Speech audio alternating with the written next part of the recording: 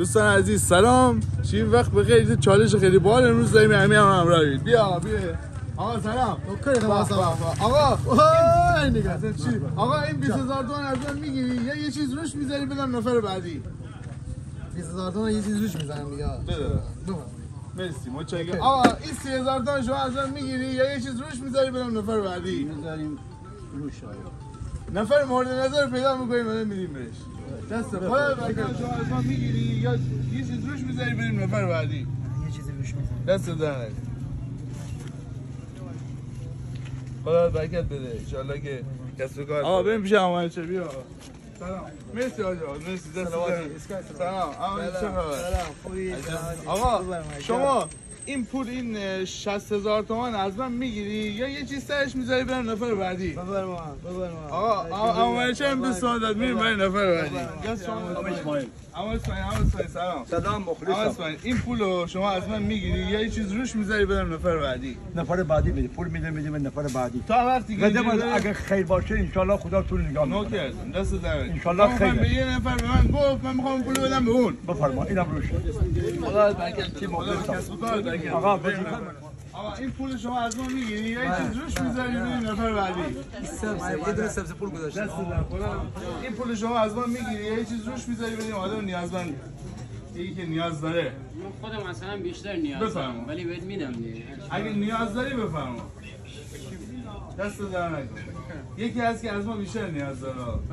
مرسی. 20 تومن آسینا دستش در نکن. یه چیز روش میذاری بدیم آدم نیازمند. یه چیز روش میذارم. آقا سلام. آقا شما این پول اما میگیری یا دو برابرش میکنی؟ نه دو برابر نه. یا یه چیز سرش میذاری بدم به یه آدم نیازمند. یه چیز سرش میذارم بده. دست در. آقا 20 تومن اینجا دید چالش ما رو آماده. یه چیز روش میذاری بدیم به آدم نیازمند. یه چیزی میذارم بده یا خدا بهت برکت بده. 20 تومن هم زد. مرسی. آقا سلام. این پول از ما میگیری یا یه چیز روش میذاری بدیم به آدم نیازمند؟ یه چیزی روش میذارم دست در. خدا بهت برکت بده. خدا به کسب کار برکت بده. آقا من مبلغ این پول از ما میگیری یا یه چیز سرش میذاری بدم آدم نیازمند؟ میدم بهتون بیاین. میدم. خدا برکت. این پول از ما میگیری یا یه چیز روش میذاری بریم به آدم نیازمند؟ 280 تومن روش میذارم. استاد این پول از ما میگیری یه چیز روش میذاری بریم به آدم نیازمند؟ اصلا میگیرم. میگیری. دست شما رو بگیری آقا. بگیرم بگیر. حالا چیکار می‌کنی؟ میگی یه چیز روش میذاری بدم به آدم. مبلغ 100 تومن داد. گفت که آقا من اینو میدم شما فیلم نگی. گفتم آقا چش دست شما. دوستان مبلغ 100 تومن داد و گفتم شرکت اون چالش گفتم نیازی نیست. 100 تومن نمیشه. آقا این مبلغ از ما میگیری یه چیز روش میذاری بدم به آدم نیازمند؟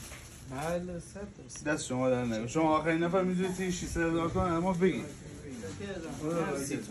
عزیزی مبلغ ما به 600000 تومان رسید. ما میدیم به فردی که مورد نظر ما بود و این تو این چالش ما به خاطر اون اصلا گرفتیم و به خاطر یه سری مسائل چهرهشو نشون نمیدیم. آقا مجید دست در. خیلی از بچه‌ها آقا مجید ما رو میشناسید. این مبلغ از ما میگیری یه چیز روش میذاری بریم نفر بعدی؟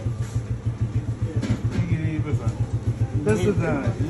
ان شاء الله موفق باشید. خدمت شما. میدونم میرید دکتر اصول ما مواظب خود. دست شما در. مرسی از شما که بچه‌ها که کمک کردن و به دست آقا مجید رسید.